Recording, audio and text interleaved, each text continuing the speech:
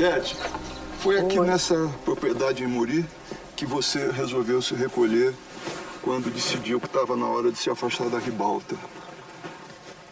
Por que isso aconteceu? Isso aconteceu por vários motivos, viu? Olha, uma das razões é porque não aguentava mais o trânsito do Rio. Eu fiz assim um cálculo, eu perdia pelo menos 5 horas da minha vida ou 4 horas da minha vida em sinais de trânsito. E agora a realidade está mostrando pior ainda, né? Então todo mundo acha que eu me retirei do cinema e tal, mas também foi isso.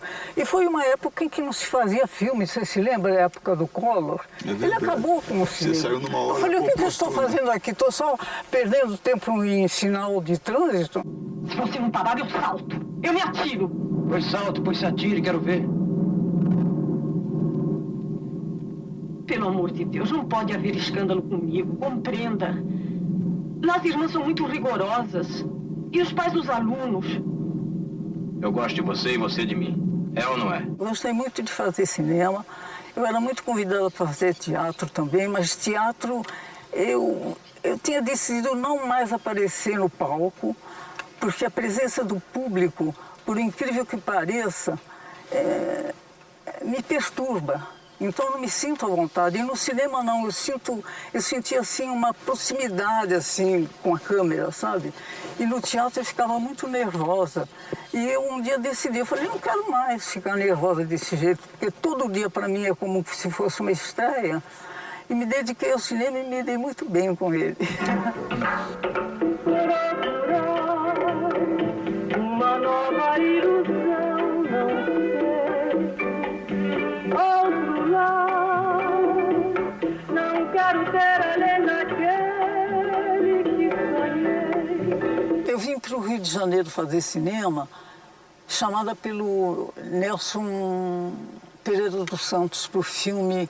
como é que chamava o filme? Boca de Ouro. Boca de Ouro. Para fazer o Boca de Ouro com Nelson Pereira dos Santos. Foi uma oportunidade maravilhosa. Aliás, eu que sou muito, assim... Nunca me acho boa atriz suficiente, embora a crítica considere que sim. Naquele filme, eu acho que tem momentos que realmente eu me entreguei como atriz, sabe? Telefonaram? Voz de mulher. Qual delas? A tal que é tarada por você. A Granfa. Vicky, vê lá como fala, hein? Taradíssima. Por que você só tem ciúme dessa e não das outras, hein? Ciúme. Vê lá. Da Celeste você até gosta. Celeste é igual a mim. Eu, fazendo cinema, eu me ligo a tudo. Não consigo me ligar só ao que eu estou fazendo, ao cenário, à direção, tudo. Eu me sinto realmente participante do filme. Como se deve ser em teatro também, mas em teatro eu sofria quando entrava para fazer a cena. E as pessoas achavam esquisito quando eu falava que eu preferia fazer cinema, porque teatro me perturbava, o público me perturbava, porque eu sou muito retraída, embora não pareça. Porque as pessoas, como é que você pode ser retraída se faz todo o papel que existe? Você se exibe no cinema, no teatro, e fala assim, mas eu não tenho nada que ver, a timidez com isso. It's not just sentimental, no, no, no. She had her grief and care, yeah, yeah, yeah. But the soft word, we all spoke so gentle, yeah. It makes it easier to bear, yeah. You won't regret it, no, no. Meu primeiro filme foi com você, Copacabana Me Engana. Eu me lembro no primeiro dia que você entrou no set, estava iluminado o set, você entrou, ficou um pouquinho parada, olhou e falou, aquele refletor ali está mal colocado. Aí eu perguntei, por quê? Você falou, porque o calor dele não está direito na minha pele. Não era só isso, eu vou te contar também. Porque eu conhecia quais eram os meus ângulos favoráveis. Eu sentia quando a luz estava boa para fazer fotografia minha ou não. Odete, você teve uma trajetória tão rica no cinema, fez tantos filmes. Vamos lembrar um pouco de alguns diretores com quem você trabalhou. Por exemplo, o Anselmo Duarte. Eu não sei se devo contar aqui que eu fui convidado por ele para fazer aquele, como é que chamava? Pagador. Pagador de Promessas. E eu não quis fazer o filme com ele porque eu tinha começado a fazer um show no Rio de Janeiro, Esquindô, no Copacabana Palace. E eu falei assim, eu não posso ir para Bahia para ficar 2 meses, porque eu assumi um contrato que me dava muito mais dinheiro do que cinema dava, compreende? Uhum. E ele falou, você vai se arrepender, Odete, porque o filme vai ganhar o Oscar. Eu falei, pois eu faço votos que ganhe e eu estarei lá para aplaudir. E foi isso que aconteceu. Você foi lá? É incrível, eu fui lá quando eles passaram o Pagador de Promessas, fui uma das pessoas que aplaudi. Eu sou muito difícil, garotão.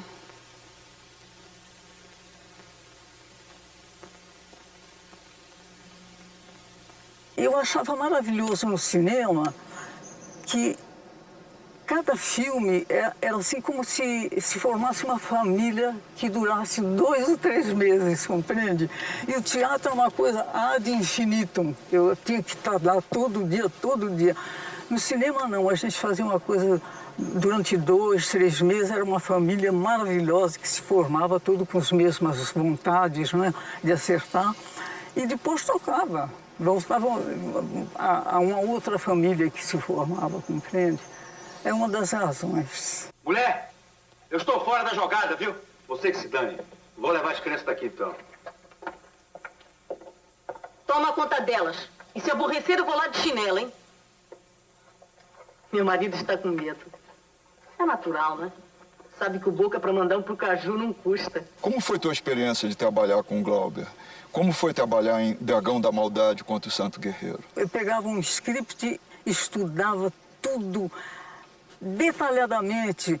Essa cena eu vou fazer assim, eu vou virar para cá, vou falar. Estudava tudo assim, certinho, para chegar em cena, fazia. E quando foi com o Glauber, era uma coisa assim que ele não obedecia o script, né? Ele improvisava muito. Então eu fui obrigada a começar a improvisar. E eu achei muito interessante a improvisação. E foi incrível que na primeira cena que eu fiz, ele falou, você vai cantar o Carinhoso, aquela música Carinhoso. Eu falei, eu cantar o Carinhoso, mas nenhum momento do script está escrito isso, mas você vai começar a cantar o Carinhoso aí nesse fogão, em volta desse fogão como o Cavana.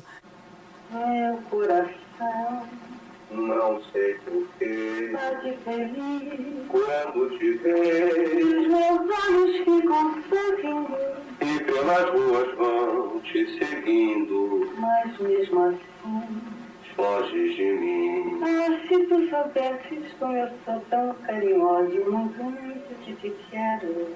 E como é sincero, meu amor, eu sei que tu não fugirias mais de mim.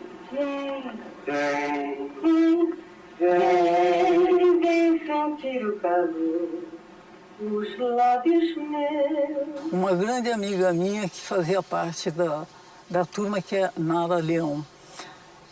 Eu conhecia a Nara Leão, inclusive, porque eu fazia psicanálise.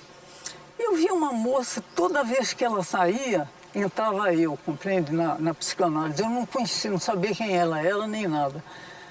Depois de algum tempo, eu frequentando a casa do Bené Nunes, que todo mundo da Bossa Nova se encontrava lá no sábado. E um dia tem essa moça lá. Eu fiquei boba, assim, vendo que ela era cantora. Eu falei, meu Deus do céu. E a gente custou muito para se engrenar, mas depois foi uma amizade maravilhosa. Eu ressinto até hoje, assim, sinto falta da Nara Leão, que era uma grande amiga. E ela participou do Teatro Opinião também, né? Fala um pouquinho da Opinião, dos teus encontros, do que você descobriu trabalhando com essa turma de teatro. Foi maravilhoso, principalmente por causa dos dos diretores que faziam parte do Grupo Opinião, que era o Goulart, a Tereza Aragão, o Vianinha, o João das Neves e aquele teu grande amigo, Armando Costa. Foi uma experiência inteiramente nova, porque eu estava acostumada a fazer teatro assim. Você não participava como pessoa quase. Você participava mais como atriz. E lá a gente tinha participação como pessoa também, era maravilhoso. E conheci muita gente da música, porque a Tereza Aragão fazia aqueles encontros musicais às segundas-feiras no teatro. E fiquei conhecendo todo mundo, inclusive o Chico Buarque, foi lá que eu conheci. Eu e Carvana produzimos o show, e o show era você, o Chico e o MPB4. O Chico era muito tímido, e então, numa hora de ensaio, quer dizer, o Hugo fazia toda a parte de produção e eu que dirigia o show. E o Chico me perguntou assim, por onde é que eu olho? E tinha uma águia, porque o Antônio Dias tinha decorado o set, tinha uma águia com um bico grande numa das paredes. Aí eu falei, olha pro bico da águia. Ele passou os 3 meses da temporada cantando, olhando pro bico da águia. Pois é, mas eu para que ele saísse um pouquinho disso, compreende? Porque eu percebia, eu cutucava ele nas costas, ele abria um sorriso, a plateia delirava, sabe? Ele esquecia. Você não quer cantar um pouquinho? Deus me livre, de jeito nenhum, nunca mais cantei na vida. Eu sei que vocês vão dizer que é tudo mentira, que não pode ser. Porque depois de tudo que ele me fez, eu jamais deveria aceitá-lo outra vez. Eu sei que assim procedendo, me exponho ao desprezo de todos vocês. Lamento, mas fiquem sabendo que ele voltou e comigo ficou. O pessoal sabia, da última hora sabia que eu conhecia o Tom Jobim e falou assim, você não quer fazer uma entrevista com o Tom pra gente, para a última hora? E eu fui. E o Tom falou assim, em vez de fazer sobre mim, eu preferia que você falasse num cantor que surgiu aí, que vai balançar com todo mundo da música. Eu falei, quem é? Aí apareceu assim, o João Gilberto, sabe? E o Tom falou, toca alguma coisa para ela ouvir. E ele começou a tocar O Sorriso e a Flor. Como é que chamava? O Amor, o Sorriso e a Flor. O Amor, o Sorriso e a Flor. E eu cá comigo pensava, meu Deus, como é que o Tom pode pensar que um rapaz tão tímido, com uma batida, com uma voz tão diferente para fazer sucesso? E eu previa, falava assim, meu Deus, ele vai morrer de fome, porque ninguém... Sabe, porque não estava na moda música, ninguém chamava para cinema, para teatro, para fazer show. De repente foi aquele boom, todo mundo ficou bem de vida, e eu que fazia o cinema, fui lá para baixo. Porque o cinema nunca deu para a gente juntar dinheiro, não. Olha, pensando bem, eu estive em todos os ciclos da arte brasileira, porque em São Paulo eu fiz cinema, teatro, televisão, música. Eu entrei em todas. Aliás, outro dia alguém me perguntou assim, o que você acha que vai ser quando você morrer? O que você vai encontrar? E eu falei assim, eu vou encontrar o Vinícius tocando violão com Baden Powell e eu cantando. Eles estão os doisinhos lá me esperando para cantar. Foi uma época divina, foi a melhor época da minha vida, foi o da Bossa Nova. Mas eu já falei que tinha uma época que foi maravilhosa, também divina, né? Acho que todas as épocas foram maravilhosas. Até esta, que está sendo insuportável, está sendo maravilhosa. Eu não tenho mais paciência com o cinema.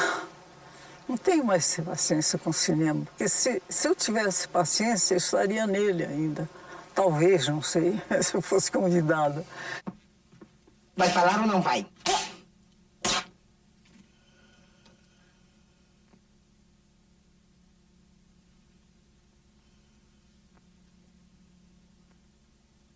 Ela não quer falar, diaba.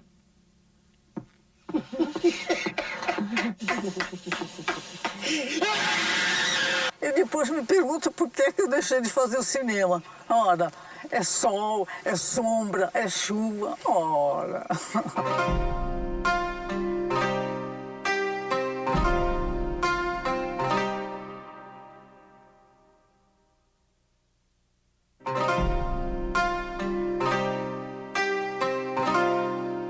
O que significou para você esse encontro com o budismo? Significou muita coisa. Significou, sabe o quê? A vida, pensar globalmente e agir localmente. Essa célebre... Pensar globalmente e agir localmente. O monge Tokuda dizia que a gente precisava viver de acordo com todos os seres da natureza. Não era só o homem que era importante. Tudo que existe está interligado. A vida é interligada. Não existe uma coisa separada da outra. Tudo depende de tudo. A primeira vez que eu ouvi falar em ecologia foi justamente lá no Mosteiro Zen. E eu comecei a frequentar o mosteiro lá e gostei, frequentei. E aprendi tudo sobre budismo, porque budismo, ao contrário do que todo mundo pensa, não é uma religião. É um sistema de pensamento, é uma prática de vida.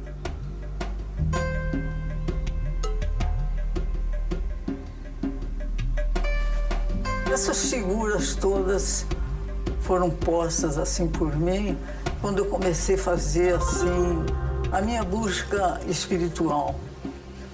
E foi um momento muito interessante, porque espiritualmente eu entendi muita coisa e passei a tratar muito melhor as pessoas do que eu tratava antes, porque eu me dei conta que eu era uma pessoa bastante egoísta e de repente me descobri uma pessoa aberta para todo mundo. Eu costumo dizer que antigamente eu vi o mundo como num close cinematográfico onde só existia um homem amado. E não via mais nada, só a cara do homem amado. E, de repente, com essa minha busca, o mundo começou a se alargar e entrou uma grande angular, onde tudo está inserido. Eu vou começar aqui a ler uma página, não muito grande, do último livro que eu escrevi, que chama Vazios e Plenitudes. Desculpe. É um trecho de um livro do Jorge Luiz Borges. Ele fala sobre a velhice. Ele fala assim: esta penumbra é lenta e não dói. Flui por um manso declive e se parece a eternidade. Tudo isto deveria me atemorizar, mas é uma doçura, um regresso. Jorge Luiz Borges. Eu achei maravilhosa essa coisa, porque todo mundo acha desesperador quando chega o fim, e ele acha que é como uma doçura, um regresso. Do que a gente não falou e que você gostaria de falar? Eu, na verdade, não gostaria de falar nada, porque eu estou cansada de dar entrevista como eu disse. Mas não é uma entrevista. Vamos supor que não tem câmera, que não tem ninguém, que só tá você aqui. Ah, não tem ninguém? Tá bom. Quando estiver podre de velho, eu vou fazer o quê? Acontece que eu não vi discutir o seu futuro, meu bem. Não sou instituto de previdência. Chega, vamos parar? Está bem. Não se fala mais nisso. Eu acho que eu até fui maravilhosa aí com vocês, porque eu nunca deixei filmar dentro da minha casa, principalmente nessa casa, que representou para mim tanta coisa, compreende? Eu nunca deixei ninguém me filmar. Então isso já é uma grande coisa. É a primeira vez que eu estou mostrando. Aqui, de uma certa maneira, é teu ponto de força, né? Acho que é. É uma casa que me revela bastante, né? E que te protege também. Ela está velha, ela me representa em tudo. Aliás, eu nunca mais mexi nela. Desde que eu vim aqui, está tudo igual. O que eu tenho aqui está exatamente como há 30 anos atrás, quando eu vim morar aqui eu montei e nunca mais mexi nele. Aqui estão, assim, minha grande amiga Leila Assunção, é autora, dramaturga de São Paulo. Nós nos consideramos irmãs por escolha. Aqui está Virginia Woolf, de quem eu sou grande admiradora. Aqui é Mahatma Gandhi, aqui é Tom Jobim, aqui é o Krishnamurti, aqui todos conhecem quem é essa imagem de Cristo. Aqui é o Tokuda-san, mestre Tokuda que eu conheci, o primeiro que eu conheci budista. Aqui é quando eu estava no mosteiro e encontrei o Thich Nhat Hanh. Foi feito um encontro entre os grandes pacifistas do mundo. E estava presente Thich Nhat Hanh, que é um mestre de quem eu traduzi vários livros. Foi um sucesso incalculável. Aí tive que fazer outras traduções do mesmo mestre e, de repente, eu virei tradutora. Durante um bom tempo, eu, como aprendi aquilo e foi tão benéfico para a minha vida, eu comecei a usar esse sítio aqui e eu comecei a dar retiros em fim de semana. E foi muito interessante, porque vinha pessoas de todos os níveis. E eles eram obrigados a aprender, como eu aprendi no mosteiro de Tassajara, inclusive a cozinhar. Eles participavam de tudo. Não participavam só dos ensinamentos. O ensinamento também é cortar a cenoura que tem que ser cortada, é cozinhar o que tem que ser cozido. Todos trabalhavam juntos. E na hora de lavar a louça também todo mundo cooperava.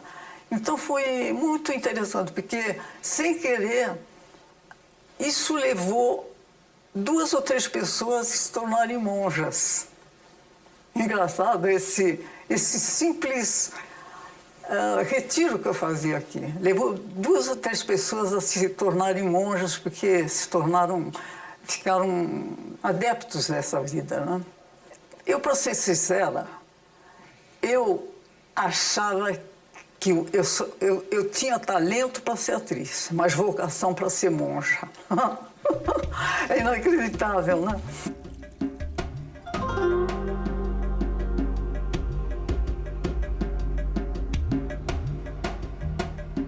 Fazer os livros me deu muito prazer. Tudo me deu prazer, tudo me deu prazer. É um prazer viver e vai ser um prazer morrer também.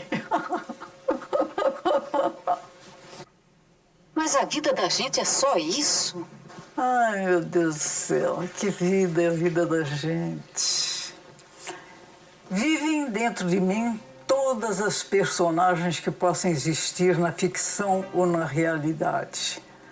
São inumeráveis e se alternam constantemente. Algumas permanecem por instantes, outras por horas, dias, meses até. Dentre essas e outras mais personagens que vivem em mim, qual é a verdadeira? Todas, enquanto atuam.